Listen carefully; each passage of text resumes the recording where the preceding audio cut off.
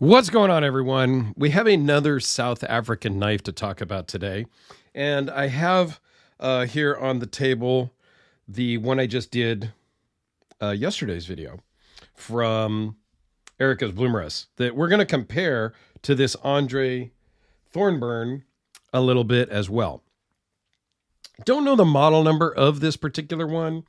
This was London from Chris over at the Thai Addiction channel, and sent up to me from A Therapeutic Edge and Women Carry Knives because Chris had sent them to him first, and then they sent it to me. So let's just start by zooming in and taking a close look at this amazing engraving detail there. Beautiful carbon fiber. Just stunning. Nice blue liners with red liners also. 3D milled pocket clip. It's a titanium pocket clip. And just beautiful scroll work here on the lock side as well. This one is a little snappier than the Erica's Bloomerus. But again, a beautiful hand satin finish. Just really works of art. Runs on bearings. And again, a very similar, kind of a thick liner here at the back. And it kind of tapers up a little bit there. This one is totally rock solid and doesn't have any lock rock, where on the Erica's Bloomerus, there is a little bit of lock rock. So let me zoom back out here. We'll go through a couple of the details. It's 4 5/8 closed, 8 inches overall, and that includes this little lanyard loop at the end. So that does protrude out just a hair that adds to its overall size. Blade is 3.46 inches, 4 ounces on the overall weight. IKBS bearings, as I mentioned before. I don't need to. Do you really care about the behind the edges and all that stuff? I don't know. Not on these type of knives, I don't think. It feels really good in the hand. Now, if I'm going to nitpick, one thing I would change is I would kind of chamfer or soften up these edges on the lanyard tube a little bit. It's not really a lanyard tube, but because sometimes when it's in my hand, depending on how I'm grabbing it, it will poke a little bit into my palm when deploying.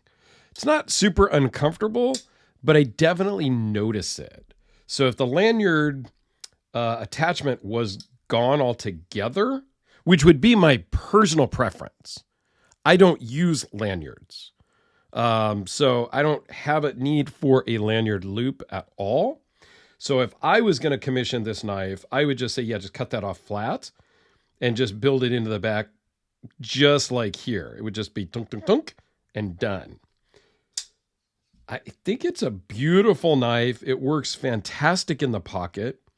The blade is super solid. It's very sharp as well. And the action is super snappy and very smooth. So if we compare that to this other South African version, just in size, it's a little bit smaller.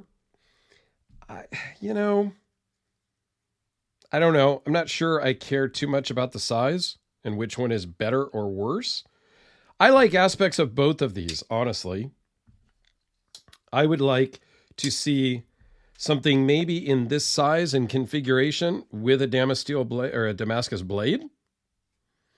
I don't personally love the drilled holes in the flipper tab. Again, just a personal preference. I think they're both done fantastically well. And I applaud all of the South African makers that I have ever had the ability and the honor of handling. I couldn't pick between these two, honestly. Chris asked me when he sent him, he goes, well, which one's your favorite?